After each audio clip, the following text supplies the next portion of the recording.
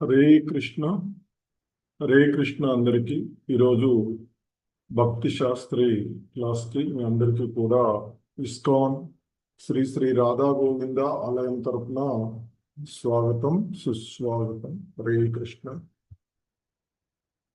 ఓం అజ్ఞానతిమిరాంధస్య జ్ఞానాంజనశలాకయా చక్షుర్మిలితం येन తస్మై శ్రీ గురవే నమః. श्रीचैतन्यमनोभीष्टं स्थापितं येन भूतले स्वयं रूपः कदा मह्यं ददाति स्वपदान्तिकं। वन्देऽहं श्रीगुरु श्रीयुतपदकमलं श्रीगुरून् वैष्णवांश श्रीरूपं साग्रजातं सहगण रघुनाथान्वितं तं सजीवं साद्वैतं सावधूतं परिजनसहितं कृष्ण चैतन्य देवं श्री राधा कृष्ण पादान् सहगण ललिता श्री विशाखान्वितांश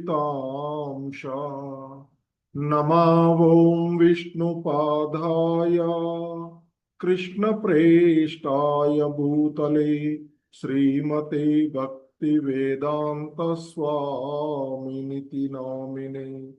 नमस्ते सारस्वते देवे गौरवाणी प्रचारिणे निर्विशेष शून्यवादी पाश्चात्यदेशतारिणे। नमो महावदन्याय कृष्ण प्रेम प्रदायते कृष्णाय कृष्ण चैतन्य नाम्ने गौरविषे नमः। हे कृष्णा करुणा सिंधु दीन बंधु जगतपते गोपेश गोपिका कांत राधा कांत नमोस्तुते। तप्त कांचन गौरांगी राधे वृंदावनेश्वरी वृषभानुसुते देवी प्रणमामि हरिप्रिये। वाञ्छाकल्पतरुभ्यश्च कृपा सिन्धुभ्य एव च पतितानां पावनेभ्यो वैष्णवेभ्यो नमो नमः। जय श्री कृष्ण चैतन्य प्रभु नित्यानंद श्री अद्वैत गदाधर श्रीवासादि गौर भक्त वृंद। हरे कृष्णा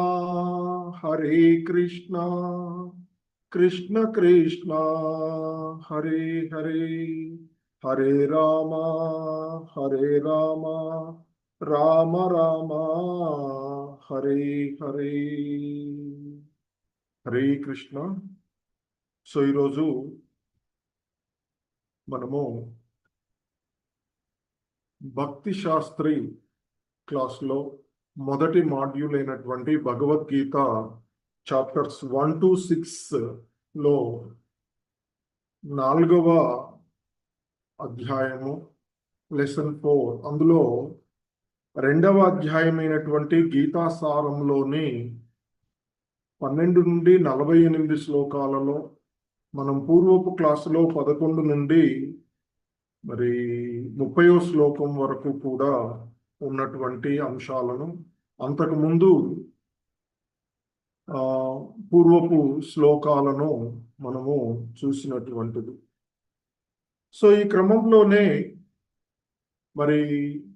అర్జునుడు యొక్క స్థితులను గురించి, మెయిన్గా ఆయన జాలి, ఆనందము, పాపపు రియాక్షన్స్, చర్యలు, కులక్షయము, అనిశ్చయమైనటువంటి స్థితి అంటూ యుద్ధం చెయ్యను అని అని శ్రీకృష్ణుడితో ఆయన చెప్పినటువంటి సందర్భంలో సో జాలి, ఆనందము పాపపు చర్యలుగాను మరియు కులక్షయమవుతుంది అని, అలాగే అనిశ్చయమైనటువంటి స్థితిలో ఇవన్నీ ఉన్నటువంటి పరిస్థితులలో నేను యుద్ధం చేయలేను కృష్ణ అంటూ ఆయన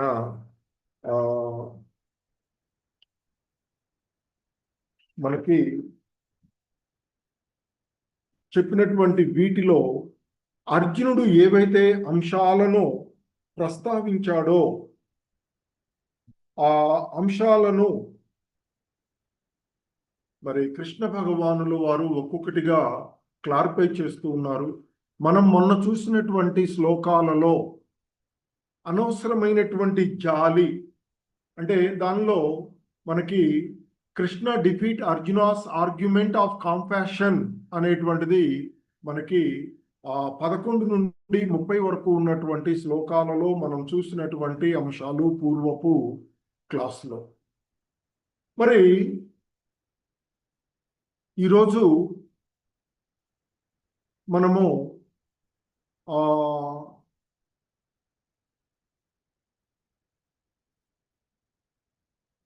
అర్జునుడు యొక్క ఆర్గ్యుమెంట్ అయినటువంటి ఏదైతే రెండవది ఆయన చెప్తూ ఉన్నటువంటి విషయం ఏదైతే ఉందో దానిని మనకి ఇక్కడ కృష్ణ భగవానుల వారు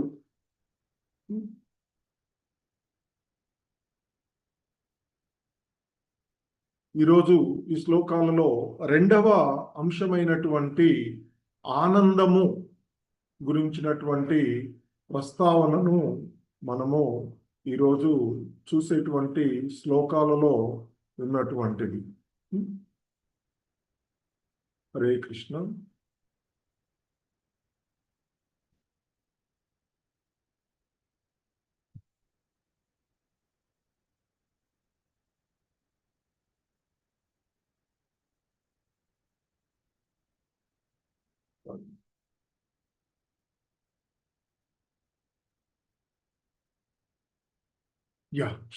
సో అర్జునుడి యొక్క ఆర్గ్యుమెంట్ అయినటువంటి పాపపు చర్యలు అనేటువంటివి ఏదైతే ఉందో ఆ అంశాన్ని మనకి ఇక్కడ ఈరోజు ఈ శ్లోకాలలో 31 శ్రీమద్ భగవద్గీత గీతాసారము అనేటువంటి ఈ అధ్యాయంలో ఉన్నటువంటి 31 నుండి 37 వరకు ఉన్నటువంటి శ్లోకాలలో మరి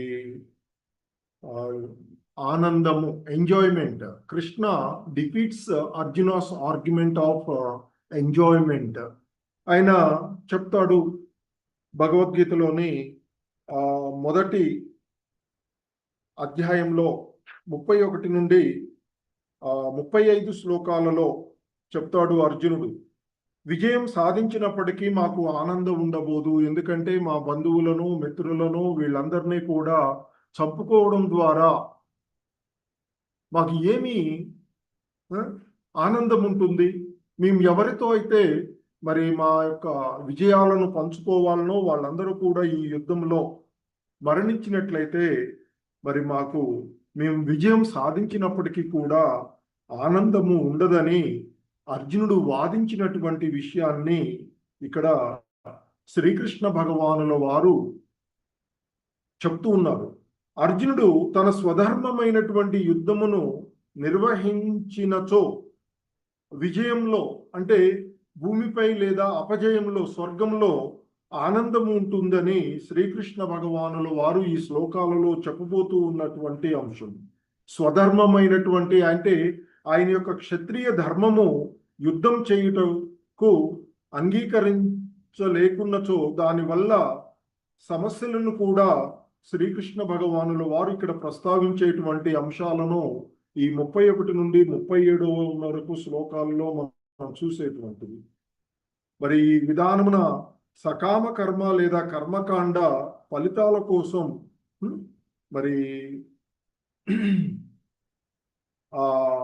వైదిక కర్మలను నిర్వహించడం, ఫలితాల కోసం సూచించినటువంటి వైదిక కర్మలను మరి నిర్వహించుట అనేటువంటిది ఇక్కడ ఈ చెప్పబోయేటువంటి ఈ శ్లోకాల యొక్క అంశాలుగా మనము చూస్తూ ఉన్నటువంటిది.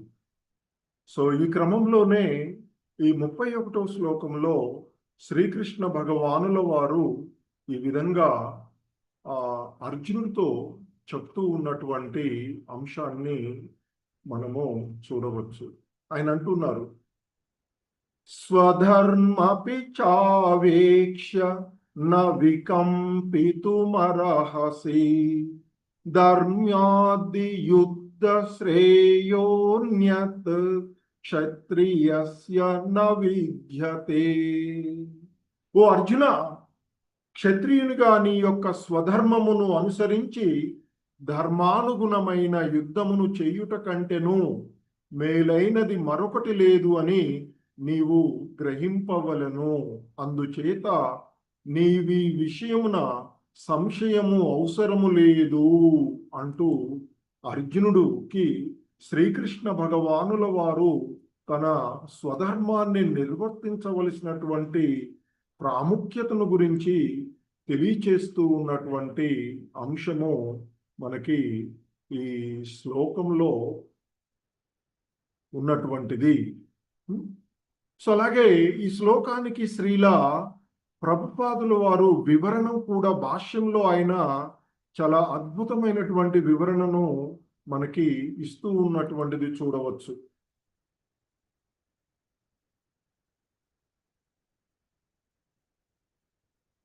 సో ముఖ్యంగా ఇక్కడ ఈ శ్లోకం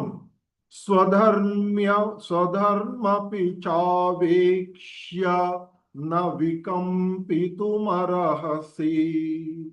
ధర్మ్యాది యుద్ధా శ్రేయోన్యత్ క్షత్రియస్య న విద్యతే. క్షత్రియునిగా స్వధర్మమును అనుసరించి ధర్మము కొరకై యుద్ధమును చేయుట కన్నను శ్రేయదాయకమైనది వేరొక్కటి లేదు అని నీవు తెలుసుకో అర్జున. కావున నీకున్నటువంటి ఈ సంశయాలన్నిటినీ వదిలివేయి. నీవు యుద్ధం చేయడానికి సంశయించవలసినటువంటి ఆవశ్యకత లేదు, అవసరము లేదు. క్షత్రియునిగా నీ యొక్క ధర్మమును అనుసరించి ఆ ధర్మానికి అనుకూలంగా యుద్ధం చేయుట కన్నా మేలైనది మరొకటి లేదు అని నీవు గ్రహింపవలెను అర్జున అంటూ చెప్తూ ఉన్నారు. అందుచేత నీవు ఈ విషయమున అంటే యుద్ధం చేయడానికి నీవు ఎటువంటి సంశయం కానీ భయం కానీ పొందవలసిన అవసరము లేదు అంటూ చెప్తూ ఉన్నటువంటిది. ఇక్కడ శ్రీల ప్రభుపాదుల వారు చెప్తూ ఉన్నారు, మనకి ఈ సమాజంలో వర్ణాశ్రమ విధానము ఉన్నటువంటిది. ఈ సంఘాన్ని నడిపించడానికి అవసరమైనటువంటి 4 విధాలైనటువంటి వర్ణనలో ఏంటి, బ్రాహ్మణులు, క్షత్రియులు, వైశ్యులు, శూద్రులు అనేటువంటి 4 రకాలైనటువంటి మరి వర్ణములు మనకున్నటువంటివి. వాటిలో మరి పరిపాలన కొరకు, సత్పరిపాలన కొరకు ఉన్నటువంటిది రెండవటువంటి వర్ణం. మొదటి వర్ణము మనకి బ్రాహ్మణ వర్గంగా చెప్తూ ఉంటారు, రెండవది క్షత్రియ వర్గము, మూడవది వైశ్యులు, నాలుగవది శూద్రులు. బ్రాహ్మణులు ఈ సమాజానికి అవసరమైనటువంటి హితాన్ని బోధించేటువంటి వారు. ధర్మబద్ధమైనటువంటి విషయాలను, ఆధ్యాత్మికమైనటువంటి విషయాలను, సాత్వికమైనటువంటి విషయాలను బోధించేటువంటి వారు బ్రాహ్మణులు. ఆ బ్రహ్మ జ్ఞానాన్ని ఎరిగినటువంటి వాళ్ళు. ఇక రెండవ వాళ్ళు క్షత్రియులు. క్షత్ అంటే హాని అని భావము. మరి త్రాయతే అనే పదము నుంచి, క్షత్ త్రాయతే అనేటువంటి పదాన్ని నుంచి వచ్చింది. అంటే హాని నుండి రక్షణ గూర్చేటువంటి వాడు క్షత్రియుడు.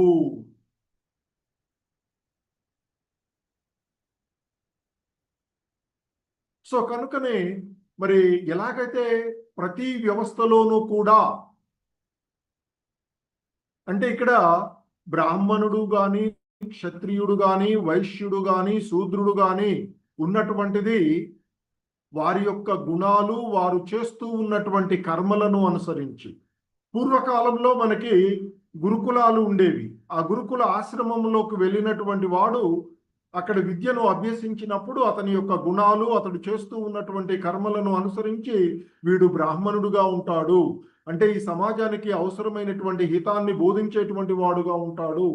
అలాగే వీడు ధర్మరక్షణ చేయగలడు వీడు సమాజానికి అవసరమైనటువంటి ఆర్థిక వనరులను సమకూర్చగలడు కనుక వైశ్యుడు. పాడి పంటలను వృద్ధి చేయగలడు వైశ్యుడు.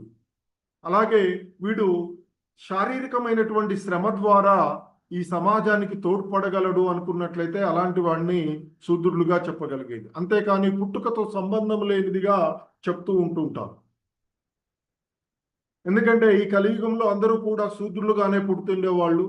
కర్మల ద్వారా బ్రాహ్మణుడిగా ఎదగాలి అనేటువంటిది మనకి మహాభారతం చెప్తూ ఉన్నటువంటిది. కనుక అందరికీ కూడా బ్రాహ్మణ కుటుంబంలో పుట్టిన, క్షత్రియ కుటుంబంలో వైశ్యులుగానున్న, శూద్రులుగా ఉన్న ప్రతి ఒక్కడు కూడా బ్రాహ్మణ స్థాయికి ఎదిగేటువంటి స్థితిని మనకి ఈ సమాజంలో అంటే ధర్మాల శాస్త్రాల్లో చెప్తున్నాయి.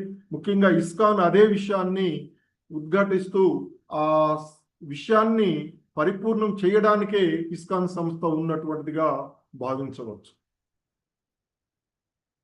మరి క్షత్రియులకు వారికి అరణ్యాలకు తీసుకువెళ్ళి అక్కడ శిక్షణ ఇవ్వడం జరుగుతూ ఉంటుంది.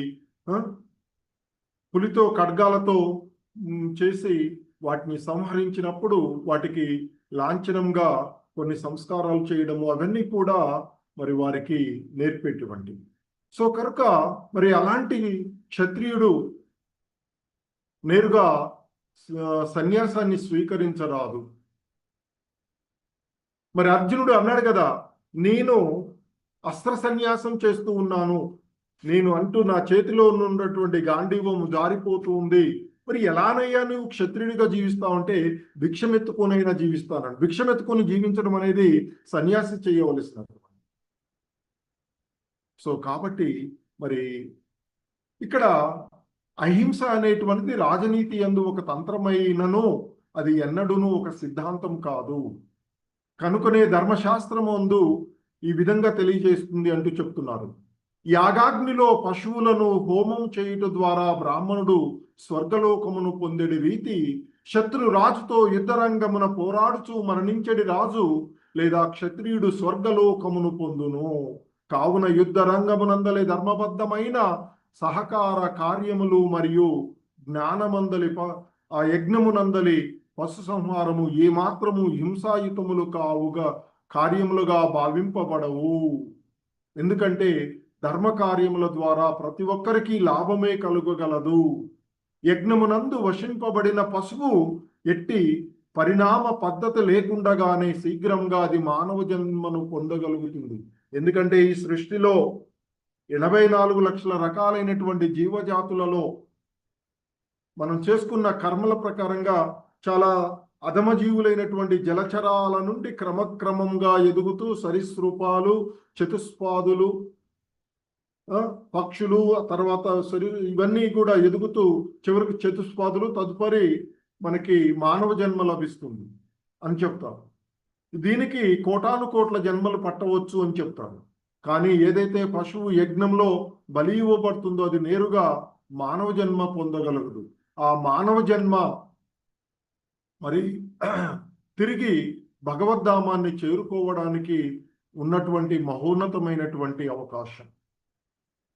సో కనుకనే అదేవిధంగా యజ్ఞము ఆచరించినటువంటి బ్రాహ్మణుడు కూడా స్వర్గలోకాన్ని పొందుతాడు. మరి అలాగే యుద్ధమునందు యుద్ధ ధర్మాన్ని అనుసరించి క్షత్రియుడు పోరాడినట్లయితే ఒకవేళ యుద్ధంలో అతడు మరణించినట్లయితే స్వర్గానికి వెళ్తాడు, అది ఉత్తమమైనదే.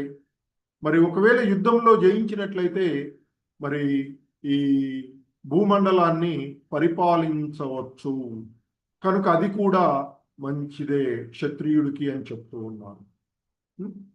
సో కనుక మరి ఏ విధంగా చూసినా అది మరి ఇక్కడ చెప్తూ ఉన్నారు. స్వధర్మము 2 రకాలు.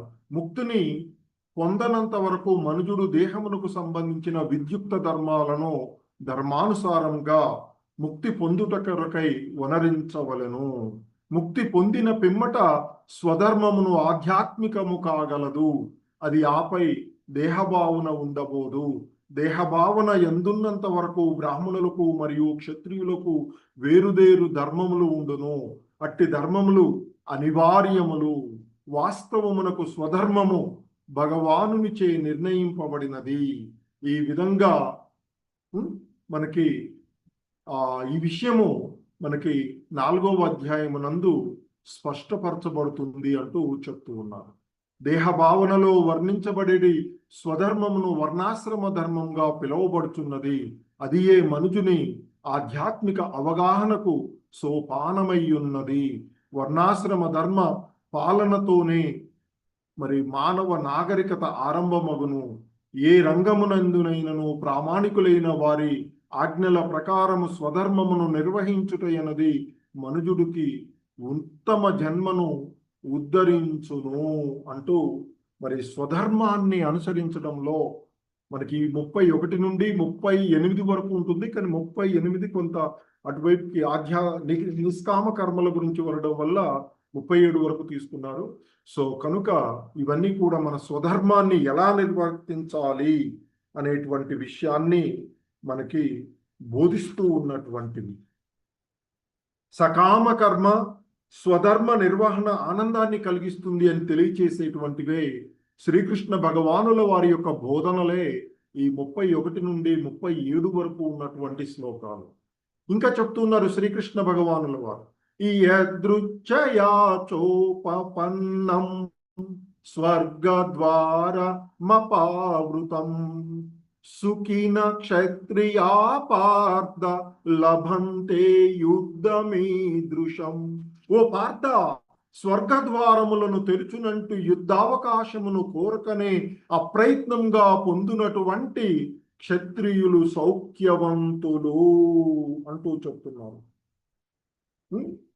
సో ఈ గమ్యము మరి స్వర్గగమ్యం. ఎందుకంటే సకామ కర్మలను నిర్వర్తించేటువంటి వారు చేసేటువంటిది ఏంటి అంటే ఉన్నత లోకాలను చేరడం. మరి కనుక ఇక్కడ ఆయన చెప్తున్నారు, ఓ అర్జున, ఓ పార్థ,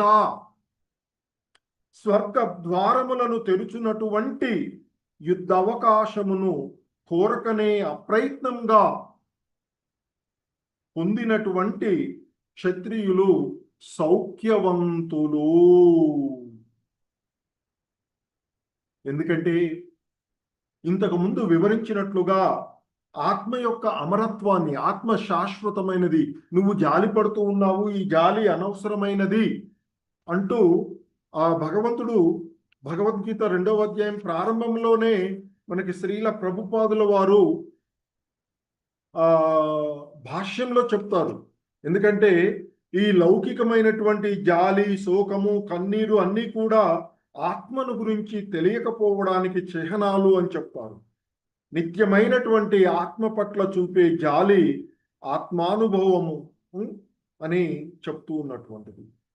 సో కనుకనే మరి ఇక్కడ మరి అర్జునుడు ఈ యుద్ధం చేయడం వల్ల మాకు ఎటువంటి ఆనందం లేదు అని చెప్తున్నాడు కదా. కానీ ఇక్కడ చెప్తూ ఉన్నారు, ఈ యుద్ధమునందు ఎటువంటి శుభమును నేను గాంచుటలేదు అంటూ అర్జునుడు చెప్పినటువంటి దానికి ఇక్కడ ఆయన చెప్తున్నారు, ఇది శాశ్వతమగు నరకం వాసమును గూర్చును అంటూ అర్జునుడు చెప్పాడు కదా. మేము ఈ పాపాత్ములను హాతతాయినా అంటూ చెప్తారు అక్కడ. ఈ పాపాత్ములను మేము సంహరించినట్లయితే తప్పక నరకవాసమే పొందుతాము అంటూ ఆయనతో చెప్పినటువంటిది కృష్ణ భగవాన్తో చెప్పారు. కానీ ఎప్పుడైతే శ్రీకృష్ణుణ్ణి ఆయన తన యొక్క గురువుగా స్వీకరించాడో అప్పుడు ఆయన గురుస్థానాన్ని స్వీకరించినటువంటి జగద్గురువు అయినటువంటి శ్రీకృష్ణ భగవానుల వారు, కృష్ణం వందే జగద్గురుం అంటూ చెప్తూ ఉంటాం కదా మనం. సో అటువంటి జగద్గురు మరి అర్జునుడికి ఏమి కావాలనో అదే అడుగుతాడు కదా. నాకు ఈ సమయంలో నేను మరి ఏమీ తెలుసుకోలేకుండా ఉన్నాను కనుక నాకు ఏది ఉత్తమమో దానిని బోధించు అంటూ ఆయన అడిగినటువంటిది. ఈ శోకమును తొలగించుకుని మార్గమును నేను గాంచలేకపోతూ ఉన్నాను అంటూ మరి ఇంకా చెప్తాడు, దేవతల స్వర్గాధిపత్యము వలె సుసంపన్నములైనటువంటి రాజ్యమును, శత్రురహితమైనటువంటి సార్వభౌమాధికారంతో కూడినటువంటి సాటిలేని రాజ్యాన్ని పొందిన నేను ఈ శోకాన్ని తొలగించుకోలేకుండా పోతున్నాను అంటూ చెప్పినప్పుడు దాన్ని నిరసిస్తూ మరి అర్జునుడు అటువంటి పలుకులన్నీ కూడా మాటలు అప్పుడే అన్నారు, ఏమయ్యా అర్జున, నీవు ఒక పండితుల్లాగా మాట్లాడుతున్నావు, కానీ నీ చేతలన్నీ కూడా ఒక అజ్ఞాని వల్లే ఉన్నాయి అంటూ అర్జున్ని వెంటనే గురుస్థానాన్ని స్వీకరించిన వెంటనే మందలించినటువంటి అచోచ్యానన్య శోచస్త్వం ప్రజ్ఞావాదాంచ భాససే అంటూ ఆ అర్జున్ని అప్పుడే నిరసించినట్టు. సో కనుక మరి ఈ అర్జునుడి యొక్క మాటలన్నీ కూడా కేవలము అజ్ఞానం వలనే కలుగుతూ ఉన్నాయి అని అతడు తన యొక్క విద్యుక్త ధర్మ నిర్వహణ నందు అహింస పాటింపదలచెను. కానీ క్షత్రియుడు అనేటువంటి వాడు యుద్ధ రంగమున అహింసను పాటించుట అనేది మూర్ఖుల సిద్ధాంతము. ఎందుకంటే వ్యాసదేవుడి యొక్క జనకుడైనటువంటి గొప్ప ఋషి అయినటువంటి పరాశరుడు రచించినటువంటి పరాశర స్మృతి యందు చెప్పబడినటువంటి ఒక అంశాన్ని చెప్తున్నారు. పౌరులను అన్ని రకాల కష్టముల నుండి రక్షించుట క్షత్రియుని ధర్మమై ఉన్నందున అవసరమైనటువంటి విషయములందు శాంతి భద్రతల పరిరక్షణకై హింసను చేపట్టవలసి ఉండును. కావున అతడు శత్రు రాజుల సైన్యమును జయించి తదుపరి ధర్మబద్ధంగా రాజ్య పరిపాలన చెయ్యాలి అంటూ చెప్తూ ఉన్నటువంటి. కాబట్టి మరి దీని ప్రకారంగా చూస్తే అర్జునుడు యుద్ధమును చెయ్యనడంలో ఎటువంటి కారణము లేదు. శత్రువులను జయించినచో రాజ్యాన్ని అనుభవించవచ్చు. ఒకవేళ యుద్ధ రంగంలో మరణించినట్లయితే స్వర్గ ద్వారములు అతడికి తెరవబడి ఉంటాయి. కనుక ఏ విధంగా చూసినా యుద్ధం చెయ్యడం అనేది క్షత్రియుడికి లాభదాయకమై ఉన్నది అంటూ చెప్తూ ఉన్నారు. సో తదుపరి శ్లోకంలో ఈ విధంగా చెప్తూ ఉన్నారు. అత చేత్వమిమం ధర్మ్యం సంగ్రామం న కరిష్యసి తత స్వధర్మం కీర్తిం చ హిత్వా పాపమవాప్స్యసి. సో ఓ అర్జున, ఒకవేళ నీ స్వధర్మమైన యుద్ధమును చేయకుందుననువే నీ ధర్మమును అలక్ష్యపరిచిన కారణంగా నిక్కముగా పాపము నొందగలవు. నువ్వేమో యుద్ధం చేస్తే పాపం పొందుతానని అనుకుంటున్నావు, మరి కానీ నీ యొక్క స్వధర్మమైనటువంటి యుద్ధాన్ని నీవు చేయకున్నట్లయితే, మరి ఒకవేళ నీవు యుద్ధం చేయకపోతే స్వధర్మాన్ని అలక్ష్యపరిచినందులకు నీకు పాపం కలుగుతుంది అర్జున అంటూ చెప్తూ ఉన్నారు. ఈ శ్లోకంలో పాపము ఎందుకు వస్తుందో చెప్తున్నారు. ఆయన అన్నట్లుగా యుద్ధం చేసి వాళ్ళని సంహరించడం వల్ల పాపం రాదు అని చెప్తున్నారు. నీ యొక్క ధర్మం, మరి ధర్మ రక్షణ కోసం క్షత్రియుడు ఉన్నటువంటి వాడు. ఎందుకంటే ఈ భూమండలంలో పశు స్వభావాన్ని కలిగినటువంటి అసుర భావాలు కలిగినటువంటి రాజులు పరిపాలన చేస్తూ ఉన్నట్లయితే ప్రజలు సుఖశాంతులు కోల్పోతూ ఉంటారు, ప్రకృతి సహకరించదు. కనుక మరి ధర్మబద్ధమైనటువంటి పరిపాలన కోసం రాజులు యుద్ధం చేయవలసి వస్తూ ఉంటుంది. సో కనుకనే ఇక్కడ చెప్తూ ఉన్నారు, నీ స్వధర్మమైనటువంటి యుద్ధాన్ని నీవు చేయకపోతే ధర్మాన్ని అలక్ష్యపరిచినందుకు నిక్కంగా నీకు పాపం పొందుతుంది. ఆ విధంగా నీవు యోధుడు అనేటువంటి కీర్తిని కూడా పోగొట్టుకుంటావు అర్జున అంటున్నారు. ఎందుకంటే అర్జునుడికి మరి గొప్ప పేరుంది, మహాయోధుడుగా పేరుంది. అందుకే ఆయన్ని శ్రీకృష్ణ భగవానుడు భగవద్గీతలో సవ్యసాచి అంటూ పిలుస్తాడు.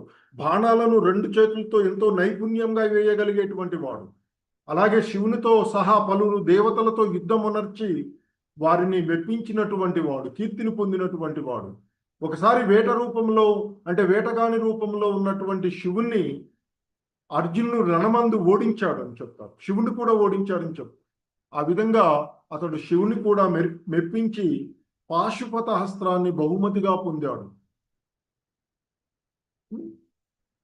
మరి కనుకనే అర్జునుడు గొప్ప యోగుడు అయిన ద్రోణాచార్యుడు నుండి అనేకమైనటువంటి వరాన్ని గురువును కూడా విశేషంగా ఆయన మెప్పించి ఆయన దగ్గర నుండి అనేకమైనటువంటి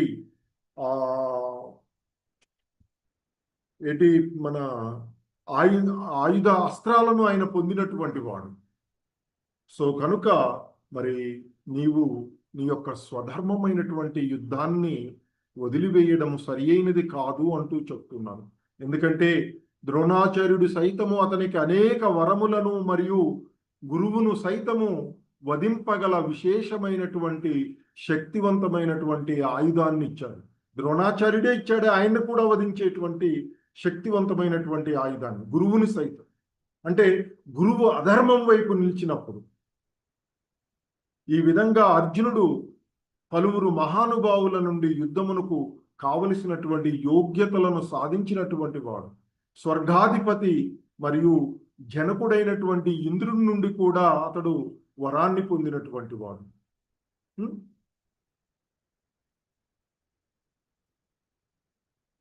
మరి అటువంటి ఆ అర్జునుడు, ఎందుకంటే ఆ అర్జునుడు గొప్ప ఖ్యాతిగాంచినటువంటి యోధుడు. ఇంతకుముందు చెప్పినట్లు శివుణ్ణి మెప్పించి పాశుపతాస్త్రాన్ని, ద్రోణాచార్యుడి నుండి గొప్ప ఆయుధాలను పొందినటువంటి వాడు. అలాగే నివాత కవచులను వధించి స్వర్గాధిపతి అయినటువంటి ఇంద్రుడు కూడా సహాయపడినటువంటి వాడు అర్జునుడు. కాబట్టి అతడికి మహాయోధుడు అనేటువంటి గొప్ప కీర్తి ఉన్నది. మరి ఇప్పుడు అతడు యుద్ధమును త్యజించినట్లయితే క్షత్రియునిగా తన ధర్మమును అలక్ష్యపరచుటయేగాక తనకున్నటువంటి పేరు ప్రతిష్టలను కూడా కోల్పోయి నరకమునకు రాజమార్గమును తయారు చేసుకుని వాడవుతాడు అంటూ మరి చెప్తూ ఉన్నారు శ్రీకృష్ణ భగవానులు అంటున్నారు, శ్రీల ప్రభుపాదుల వారు. వేరొక మాటలో చెప్పాలంటే యుద్ధమును చేయుట వలన గాక దాని నుండి విరమించుకోవడం ద్వారానే అతడు నరకాన్ని అనుభవిస్తాడు అంటూ అర్జునుడికి శ్రీకృష్ణ భగవానుల వారు, దేవదేవుడైన శ్రీకృష్ణ భగవానుల వారు ఉపదేశిస్తూ ఉన్నటువంటి అంశాన్ని మనము చూస్తూ ఉన్నటువంటిది. ఇంకా చెప్తున్నారు, అకీర్తించాపి భూతాని కథయిష్యంతి తే వ్యయాం సంభావితస్య చ కీర్తిర్మరణాదరితిష్యతే.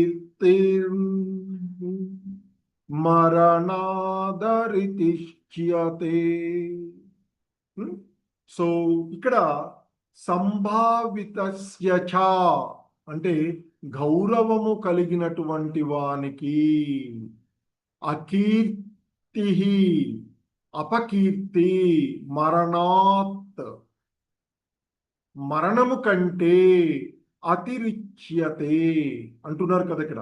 సంభావితస్య చ అకీర్తి మరణాదతిరిచ్యతే.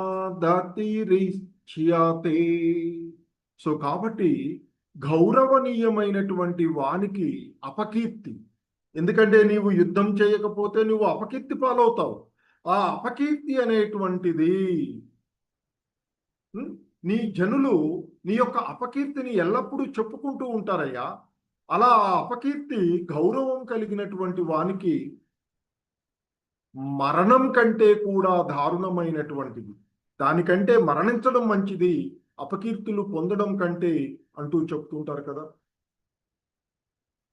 సో అదే చెప్తున్నారు ఇక్కడ అర్జునుడికి కృష్ణ భగవానుల వారు. ఎందుకంటే అర్జునుని యుద్ధ విముఖత గురించి శ్రీకృష్ణ భగవానుడు అతని స్నేహితుడు మరియు తత్వబోధకుని రూపంలో తన తుది తీర్పును ఈ విధంగా పలుకుతున్నారు. ఓ అర్జున, యుద్ధము ప్రారంభము కాకముందే నీవు యుద్ధ రంగమును వీడించో నిన్ను జనులు భీరు అని పిలుతురు. ఒక పిరికి పందగా యుద్ధం నుండి పారిపోయాడు. జనులు నిందించినను రణరంగము నుండి పారిపోయినచో ప్రాణములు దక్కగలవని నీవు భావించవచ్చు. కానీ ఈ విషయమును నీవు యుద్ధ రంగమున మరణించుటయే ఉత్తమము అని నా ఉద్దేశం. ఎందుకంటే నీ వంటి గౌరవనీయునికి అపకీర్తి అనున్నది మరణం కంటే దారుణమైనది కదా. కావున ప్రాణభీతితో నీవు పారిపోరాదు. యుద్ధమునందు మరణించుటయే ఉత్తమము. ఇది నా స్నేహితము దుర్వినియోగపరచుట నుండి మరియు సంగమునందు గౌరవమును కోల్పోవుట నుండి నిన్ను కాపాడగలదు. కావున యుద్ధమును వీడుట కన్నా దాని యందు మరణించుటే అర్జునుకు ఉత్తమము అంటూ శ్రీకృష్ణ భగవానుల వారు తన యొక్క అంతిమ తీర్పుని ఈ శ్లోకంలో చెప్పినటువంటిది.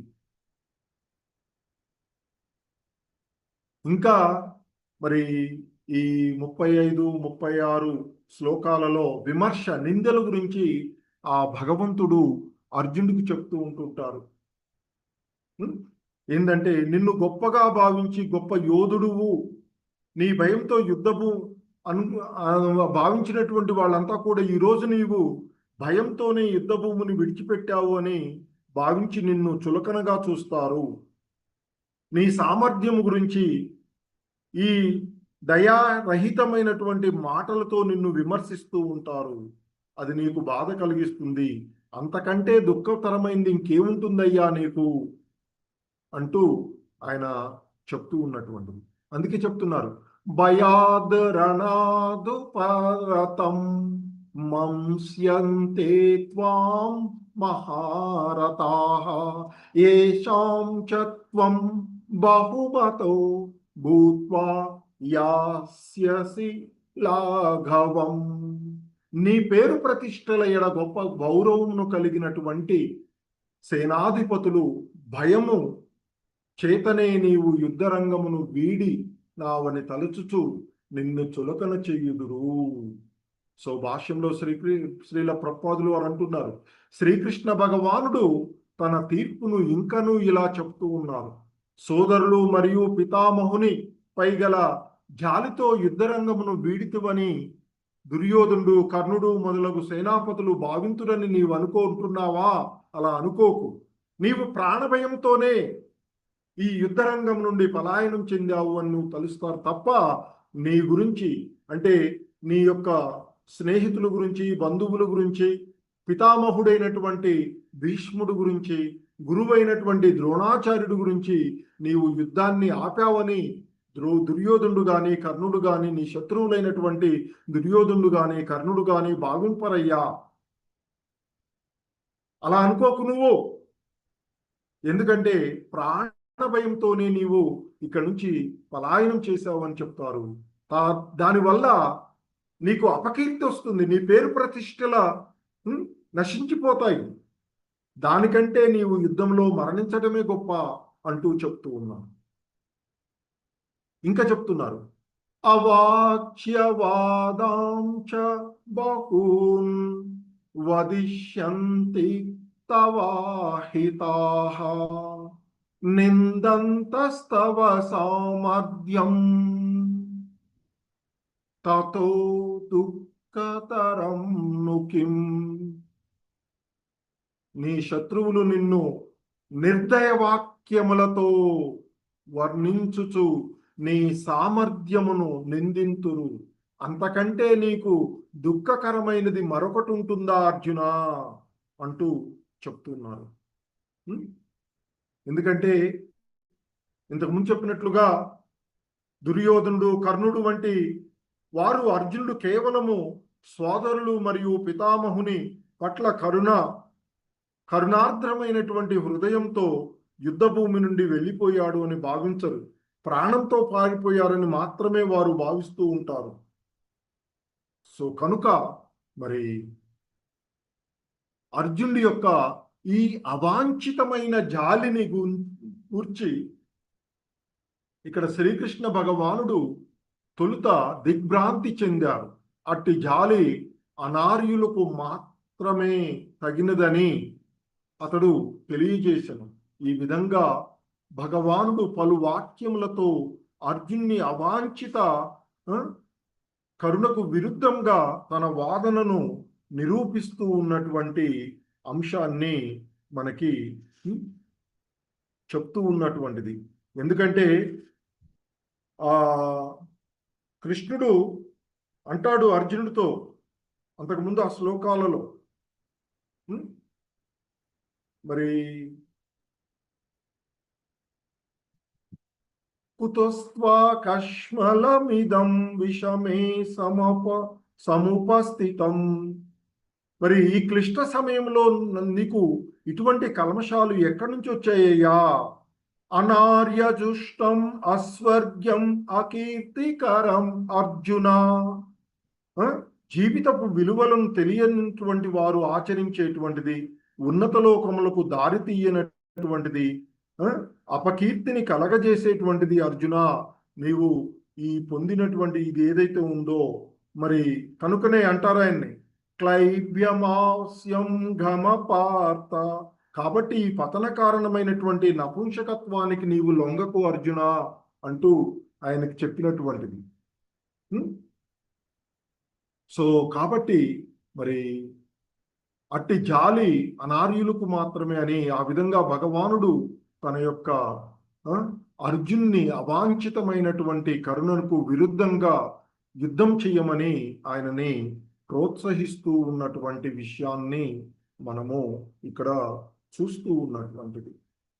ఇంకా చెప్తున్నారు, హతో వా ప్రాప్స్యసి స్వర్గం జిత్వా వా భోక్ష్యసే మహీం తస్మాదుత్తిష్ట కౌంతేయ యుద్ధాయ కృతనిశ్చయః. ఓ కుంతి కుమారుడా అర్జున,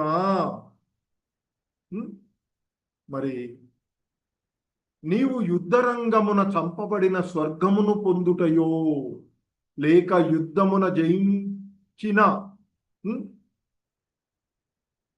జయించినట్లయితే రాజ్యమును అనుభవించుటయో జరగగలదు. కావున కృతనిశ్చయుడవై లేచి యుద్ధము చెయ్యవయ్యా అంటూ అర్జునునికి శ్రీకృష్ణ భగవానుల వారు బోధిస్తూ ఉన్నటువంటి బోధనలను మనం చూస్తూ ఉన్నాం. ఇక్కడ రెండూ కూడా శ్రేయదాయకములే, ప్రయోజనదాయకములే అంటూ చెప్తున్నారు. అంటే యుద్ధం చేసి యుద్ధంలో జయించి, ఎందుకంటే అర్జునుడు అనిశ్చయమైనటువంటి స్థితి గురించి చెప్తున్నారు. ఈ యుద్ధంలో మేం జయిస్తామా వాళ్ళు జయిస్తామా కూడా తెలియదు కదా మాకు. సో కనుక ఇక్కడ చెప్తూ ఉన్నారు, రెండు కూడా ప్రయోజనదాయకములే. ఒకవేళ యుద్ధంలో నీవు చంపబడినచో, యుద్ధ రంగమున మరణించినటువంటి మరి యుద్ధ వీరుడు స్వర్గాన్ని పొందుతాడు అని చెప్పబడుతుంది శాస్త్రాలలో.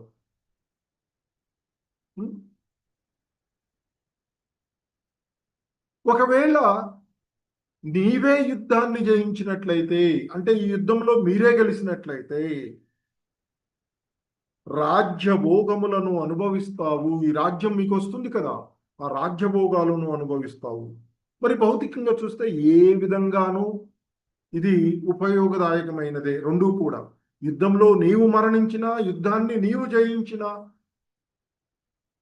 రెండూ కూడా ప్రయోజనదాయకములే. కావున కృతనిశ్చయుడవై యుద్ధము చేయి అర్జున అంటూ అర్జునుడికి బోధిస్తూ ఉన్నటువంటి అంశాన్ని మనము ఇక్కడ చూస్తూ ఉన్నటువంటిది. సో మరి ఎందుకంటే శ్రీల ప్రభుపాదుల వారు చెప్తూ ఉన్నారు, తన పక్షమునకు జయము కలుగునన్న నిశ్చయము లేకున్నను అర్జునుడు యుద్ధం చేయవలసి ఉన్నది. అందుకే అడుగుతాడు కదా, ఈ యుద్ధంలో మేము గెలుస్తామా వారు గెలుస్తామో మాకు తెలియదు. సో కనుక మరి ఏమి ఉపయోగం ఉన్నది ఈ యుద్ధం వల్ల అన్నట్లుగా ఆయన మాట్లాడినటువంటి అంశము మనకి పూర్వపు శ్లోకంలో అర్జునుడు చెప్తాడు కదా. ఈ అధ్యాయంలోనే 6వ శ్లోకంలో నచైతద్విద్మ కరణో గరియో యద్వా జయ జయేమ యది వానో జయో జయోయుః యానేవ హత్వా న జిజీవిషామః తే వస్థితా ప్రముఖే దార్తరాష్ట్రః. వారిని జయించడం లేదా వారిచే జయించడం అనే వాటిలో ఏది మంచిదో నాకు తెలియదు. వారి చేత చంపితే అంటే ఎవరిని చంపితే మనకు జీవితం మీద విరక్తి కలుగుతుందో ఆ ధృతరాష్ట్రుని యొక్క కుమారులు ఇప్పుడు యుద్ధ రంగంలో మా ముందు నిలబడి ఉన్నారు కదయ్యా అంటూ ఆయన పలికినటువంటి విషయాన్ని మనము 6వ శ్లోకంలో చూసినటువంటిది.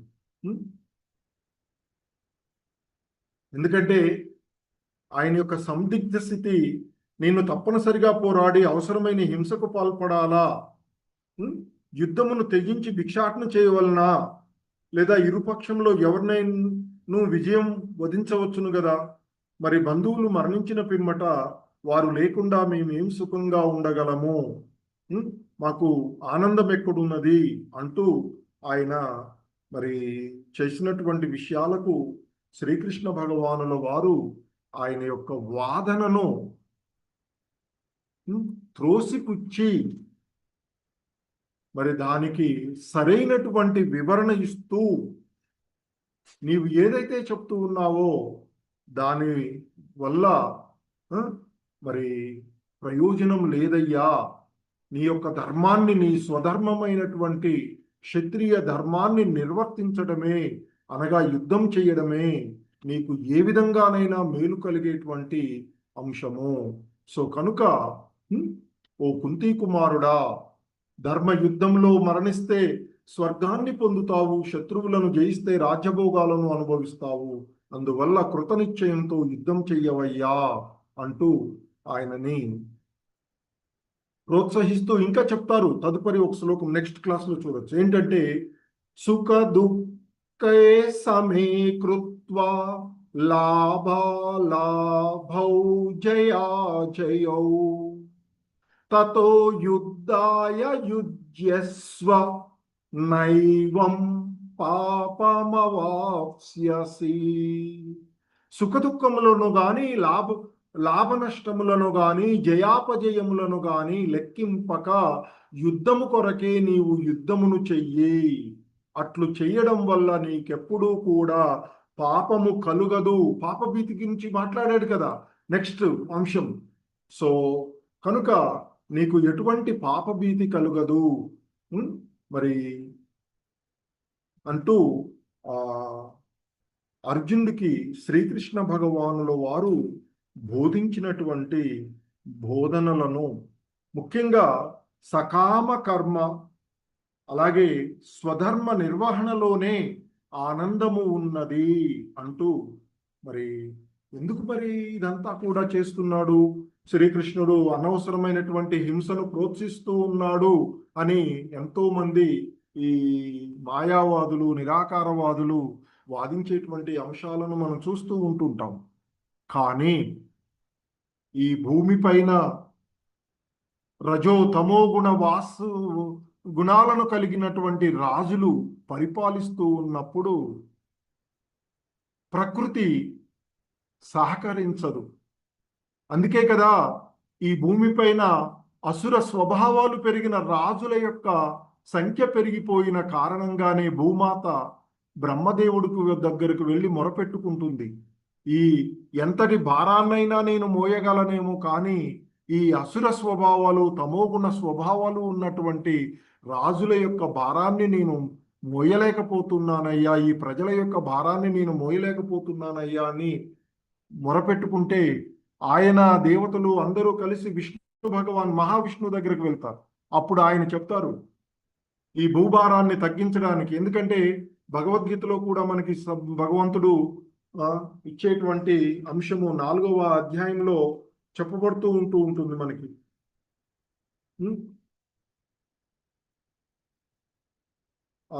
భగవంతుడు చెప్తూ ఉంటుంటారు ఏమని, యదా యదా హి ధర్మస్య గ్లానిర్భవతి భారత అభ్యుత్థానమధర్మస్య తదాత్మానం సృజామ్యహం. సో ఎప్పుడెప్పుడు ఎక్కడెక్కడ ధర్మము క్షీణిస్తుందో, అధర్మము చాలా విస్తృతంగా పెరిగిపోతూ ఉంటుందో, ఆయా సమయాలలో నేను అవతరిస్తాను. సృజామ్యహం, ఎందుకంటే ఆ భగవంతుడు తన ఆత్మమాయ ద్వారా అవతరించేటువంటి వాడు. మనలాగా కర్మ సిద్ధాంతానికి లోబడి తదుపరి జన్మ ఉండదు ఆయనకి. ఆయన ఎప్పుడు కావాలనుకుంటే, ఎక్కడ కావాలనుకుంటే అప్పుడు, ఆ సమయాలలో ఏ రూపంలో కావాలంటే ఆ రూపంలో ఆ భగవంతుడు అవతరించేటువంటి వాడు.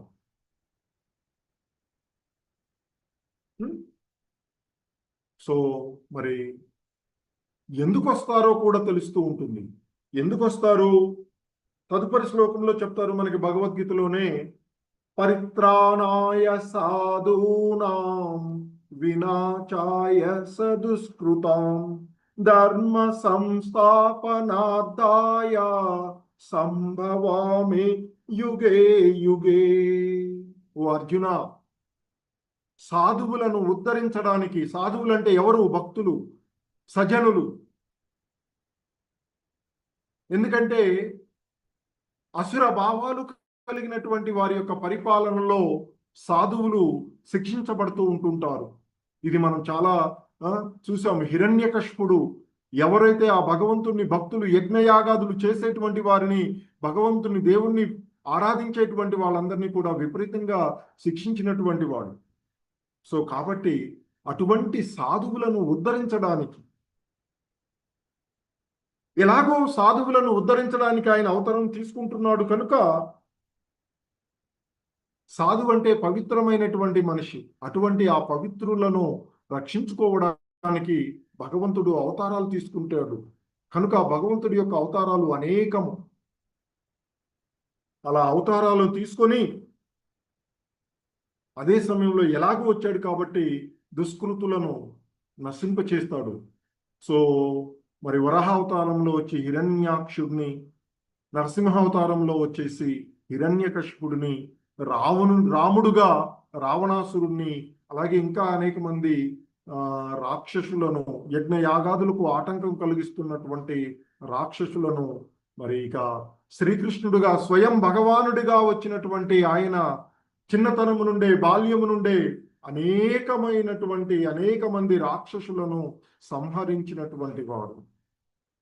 సో కనుక దుష్కృతులను సంహరించడం అనేది హింస కాదు అంటూ, కురుక్షేత్ర యుద్ధము హింస కాదు అనేటువంటి విషయాన్ని మనకు తెలుపబడుతూ ఉన్నటువంటి అంశము. హరే కృష్ణ. జగద్గురు శ్రీల ప్రభుపాద్కి జై. హరే కృష్ణ. ప్రభుజీస్, మాతాజీస్, ఎవరికైనా ఏవైనా సందేహాలు ఉంటే హ్యాండ్స్ రైజ్ చేయండి. డిస్కస్ చేద్దాం.